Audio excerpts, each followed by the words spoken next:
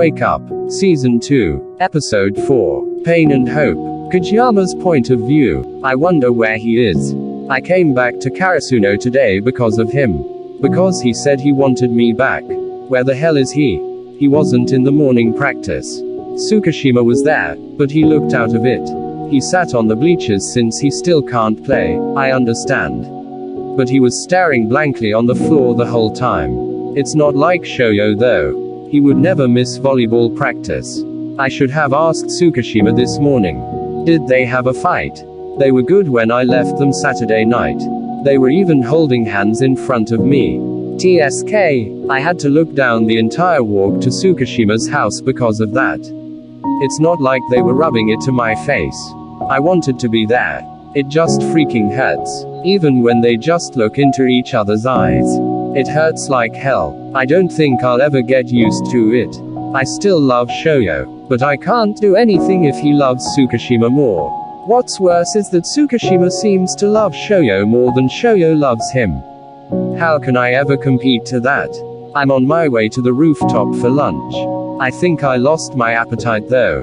Thinking what I've been thinking since this morning. When I arrive at the last step to get to the rooftop, I kicked open the door. Sunlight blinded my eyes as the door opened, making my eyes cringe. When my eyes got used to the brightness, I saw him there. His arms were around his knees, burying his face.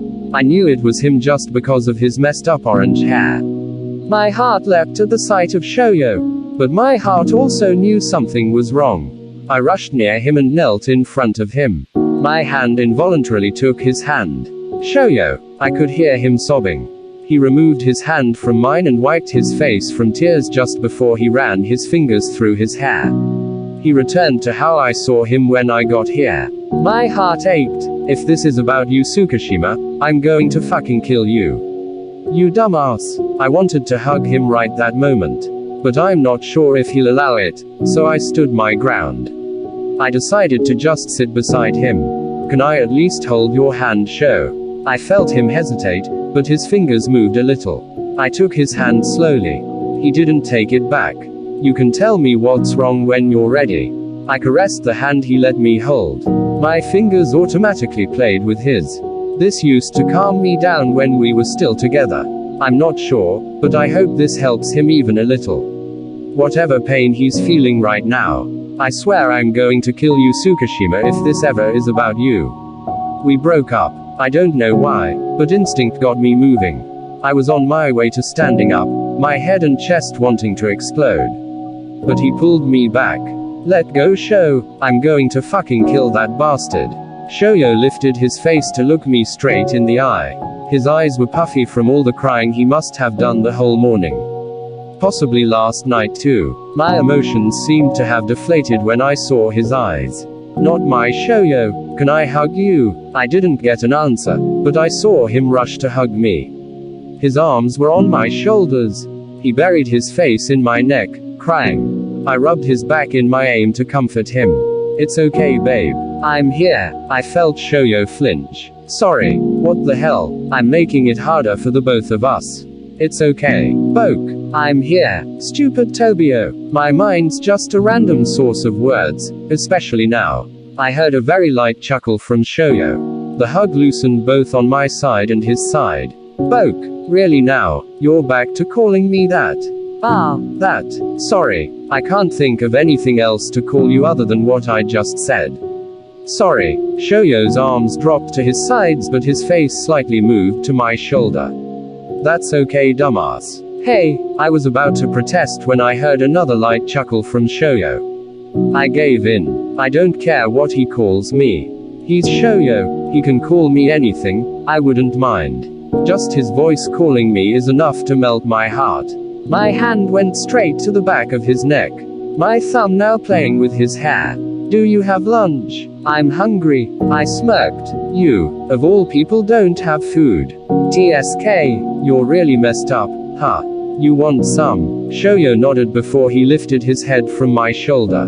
I didn't get to pack any and I'm too lazy to buy from the cafeteria.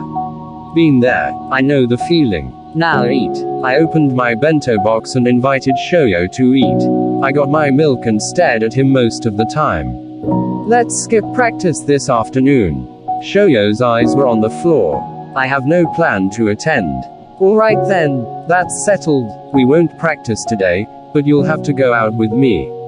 Go out? No, I wanna go straight home after school. If you won't be with me after school, then I won't allow you not to be in practice. I promise. I'll try my best to make you smile again. The school bell rang. That's 5 minutes before lunchtime's over.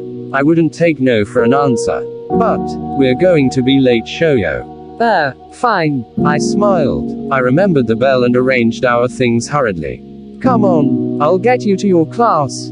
I grabbed Shoyo's wrist and pulled him into a run. I hate you, Tobio. I stopped running. He stopped. I couldn't bear what I just heard. I faced him sadly. No, you don't. He looked confused. I don't what?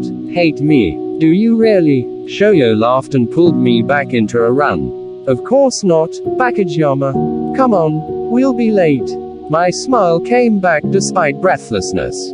I hate you, Shoyo. Shoyo laughed even more. When we got to his room, we were both out of breath. Go to your room now. You'll be late. I started the run to my own room. I'll be back after class.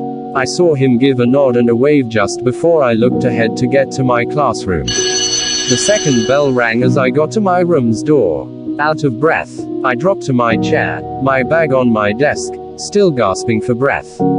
After class, Shoyo, I managed to say in a whisper just as my teacher entered the room. I dropped my arms on my desk, stared at the board up front, and smiled.